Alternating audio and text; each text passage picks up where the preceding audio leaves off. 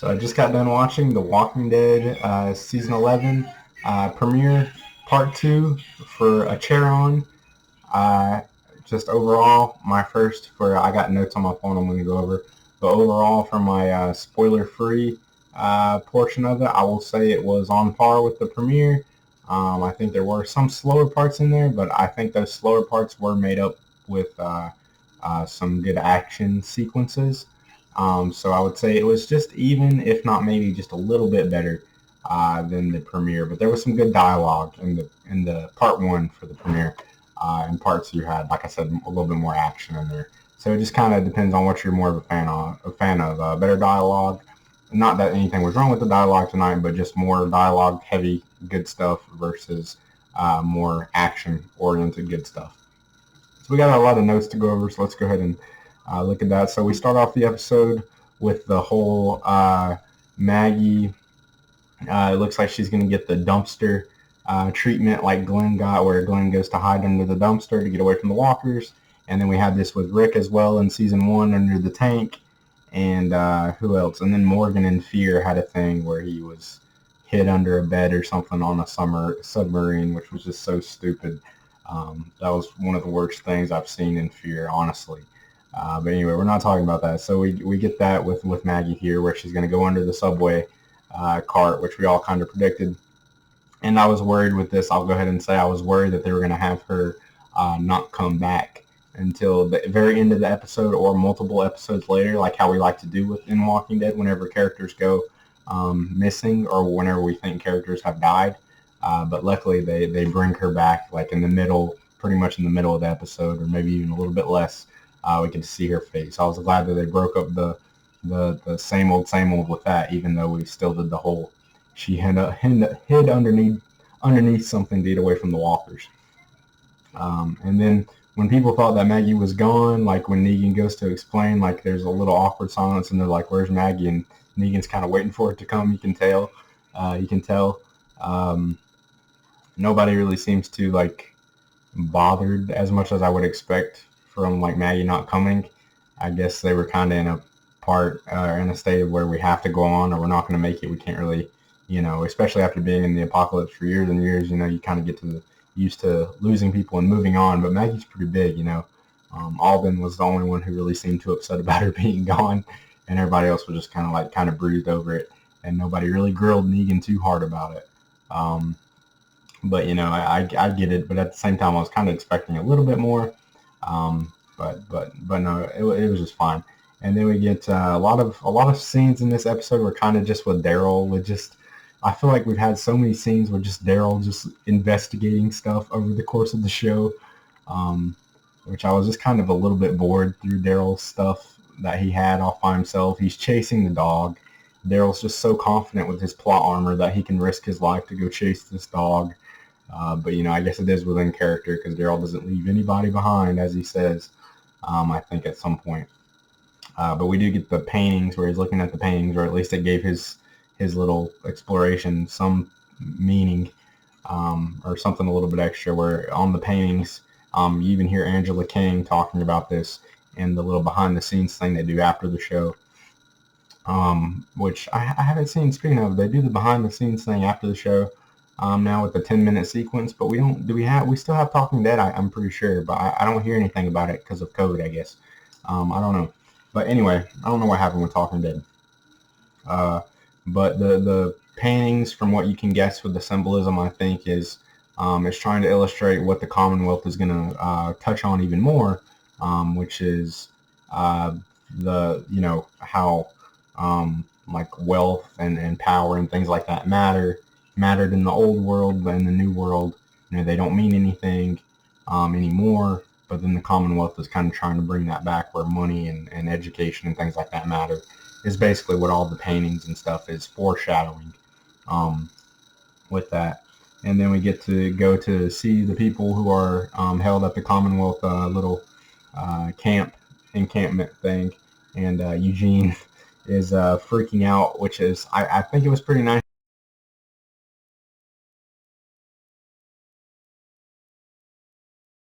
Because they evaluated everyone and they could tell, okay, if we get rid of everybody, Eugene is going to be the weakest link to break if he thinks that everybody has died. We've killed everybody, and that's kind of what they do. Which I couldn't tell if it was out of character or okay with Eugene to be so scared. Because in that state, I guess it was different than how old Eugene used to be. Like, because he was scared, he was worried about his friends. He wasn't just selfish and trying to save his own ass.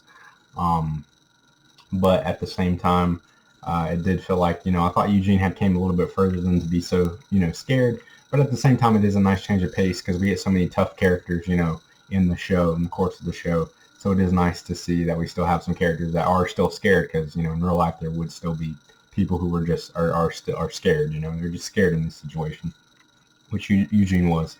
And then Princess again with a lot of the comedy in this. What did she say? It's pretty funny, like how people will do whenever they're at food service places and they get bad food or whatever. I want to speak to the manager.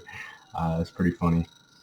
And yeah, there's another funny moment I thought when Daryl was yelling for the dog, trying to get the dog's attention, because I think most people who have dogs or pets have been in that situation where they're trying to yell for their pet to come back or do something, but they're trying to be quiet about it. So that was funny to me. And then let's see, we get the note that Daryl looks at on the money. I couldn't tell if that, maybe I'm just really reaching, because in the whole subway sewer stuff that Daryl's looking around at the paintings, I was wanting to see something from the CRM group, the group that took Rick, or just something from them. Maybe I'm just looking too hard for stuff to connect back to Rick, which I don't think that's what it was. But the money had like a note of two kids who were looking for their dad or something, which kind of like RJ and Judith would be looking for Rick. I guess maybe that's not what they were going for. I didn't hear Angela King say anything about that in the behind the scenes thing, but that's what I was hoping for it to be. But I guess not. And then we do find out that money is the new currency at the Commonwealth, or rather Yumiko finds that out, that they are using the American dollar, which is really interesting, to see that come back in the apocalyptic world. Awesome concept. Yumiko, speaking of her, she's really cool as well when she figures everything out about the Commonwealth people, and she gets the coffee brought in for her, because they're like, okay, well, yeah, she's smart. Here you go. You won. You got us. You got us. But it would have been cool to see it with Michonne as well. But then again, even if Michonne was still in the show, they made Yumiko a lawyer before Michonne even left the show, so it's not like they just wrote Yumiko's story in here to fit, luckily. But it still would have been cool to see Michonne in this position. But it also brings a character more to the forefront, with Yumiko, which we do need, new characters in there coming to the forefront. So Yumiko works fine for that, and she's really becoming a well-liked character for me. And then yeah, I talked about the useless Daryl stuff in the episode. I'm just looking at my notes, and then I'm glad Maggie came back. And whenever Maggie did come back, Negan pretty much, he said what I like that when shows do that, when the dialogue matches what the characters would be thinking of what they should say. Negan was basically like, listen, you were going to kill me back there, so why wouldn't I leave you to die? And he's even like, I didn't try to get you killed. I just didn't do anything about you almost dying, which was, it's just, yeah, he's telling it like it is. And what else? He was just like, I broke my back basically to save multiple people in the group by now. I don't know what else I could do, at this point to redeem myself, basically. So it's like, yeah, okay, I get his argument. And then I like whenever the people who abandoned him in the last episode, I like whenever he comes back, the kid, apparently he had been in a few episodes in the past. I just don't remember him at all. But whenever he comes back, I'm so glad they didn't do the, overdone, scene where he gets ripped apart against the glass. I feel like that's been done a few times in the show, and all of The Walking Dead. Noah specifically, that character, everybody hates Chris guy, comes to mind. But no, he takes his own life before the walkers can get to him. I like that. instead of just waiting for them to come or something. Although I did think, why didn't he climb on the top? Couldn't it be maybe climbed on the top or climb? I don't know. And what's up with the door to the subway trains? I guess those emergency doors, maybe they work like once they're open, they can't reclose them. Um, it seems like, I don't know. But yeah, so it was cool. And then seeing him reanimate was awesome as well after he got ripped apart. And yeah, I get why Maggie made that decision. Once you get all the details, because they couldn't keep just running up the subway. The subway was locked, up ahead, and yeah, so it was a tough decision, but it was one that I do justify. They make sure it's justified in the show heavily, because they're a little bit too pussy to let us not like our main characters at all, even a little bit, which I guess makes sense. But they really justify it throughout, with the things that she says, with the story she tells later on, and yeah. But no, there was a shot though with the guy who got ripped apart. I thought it was really creepy. Of course, whenever I was younger and I first started watching the show, like in season 1, there were a lot of. Babe, please, I'm on a roll. So in season 1, there was a shot of the. I need a man who can take care of me. There was a shot, babe. I can't edit this. Seriously, don't mess me up. There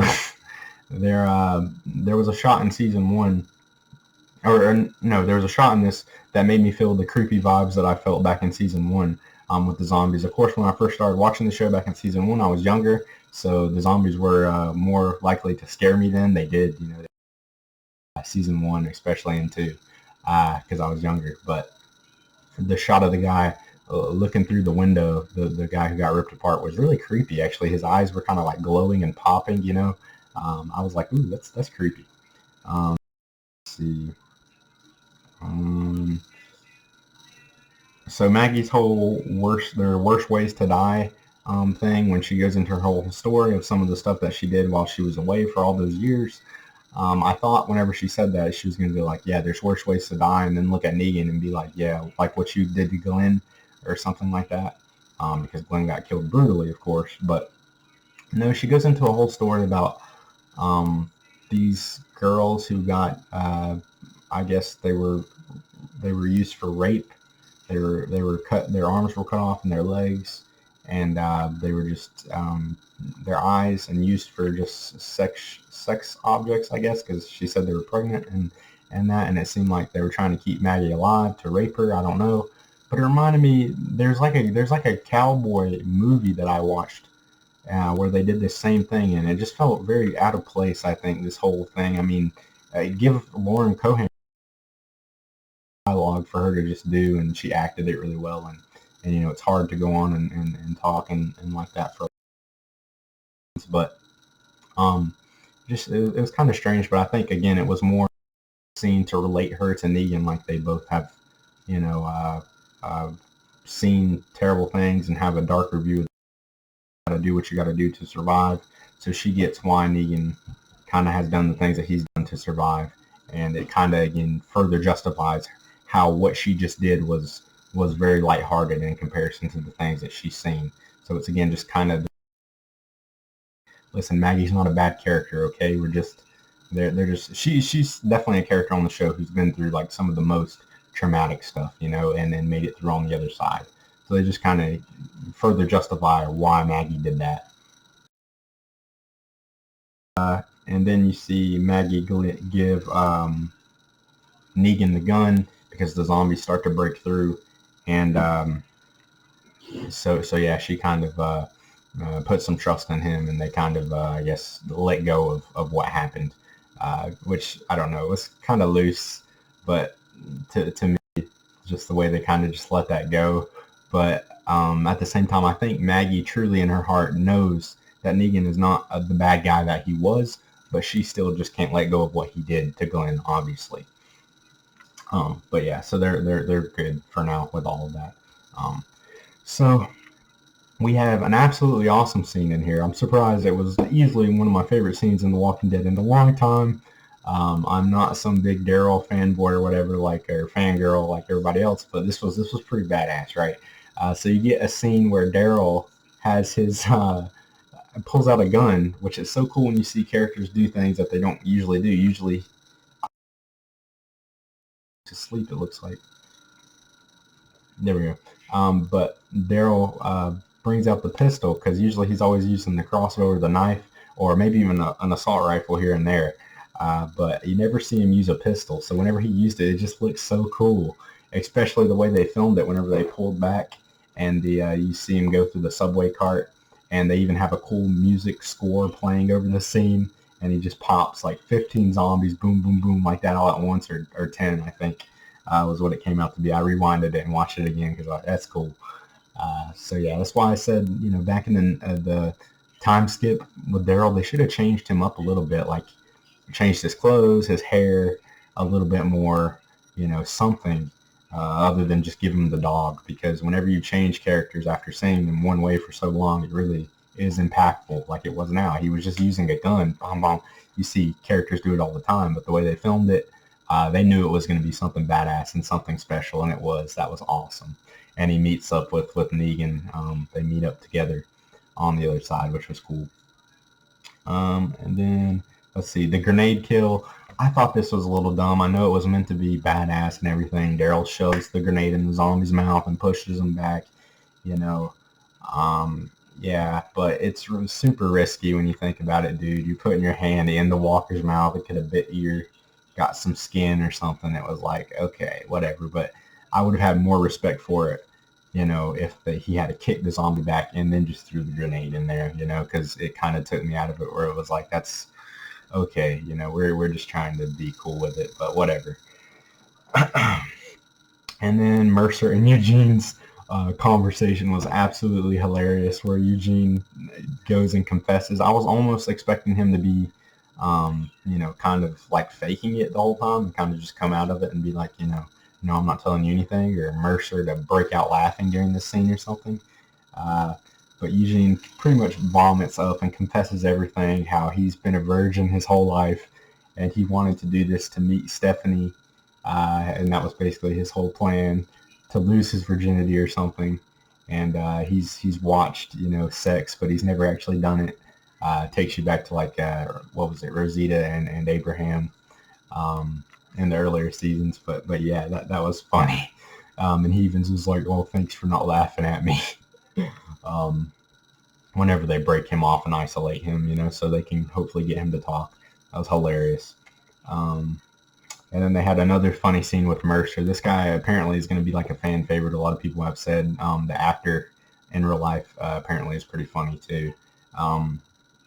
But Mercer, whenever he tells them they've gotten accepted into the Commonwealth, which I'm glad they're moving on, getting it moving, he tells them they're accepted. He tells Ezekiel, he's like, yeah, and I am a deadbeat cop, or you're getting escorted by a deadbeat cop. And I went to this college, some college, I can't remember what he said, West Point or something, kind of going back to the talk that they had earlier, Mercer poking back at him. It was funny, or he was hurt a little bit by what Eugene or what Ezekiel had said. It was funny. And then we get to see Stephanie introduced. She looks like Princess, I feel, right? We just saw her for like a second, but she looks like Princess with glasses. But yeah, and then at the end we see the group come out of the subway, and then they are encountered with the Maggie's group. I can't even think of them, Reapers. I kind of hope they get them out of the way, because I'm not too interested in seeing them. I mean, just because it's not a part of the comic. But I am glad that Maggie's character came back and the actress came back so we could have some story, because otherwise how would they pad all this out, with a lot of what they're missing from the comics and everything. So yeah, but from the preview it looks like we're going to see some stuff with Carol at Alexandria.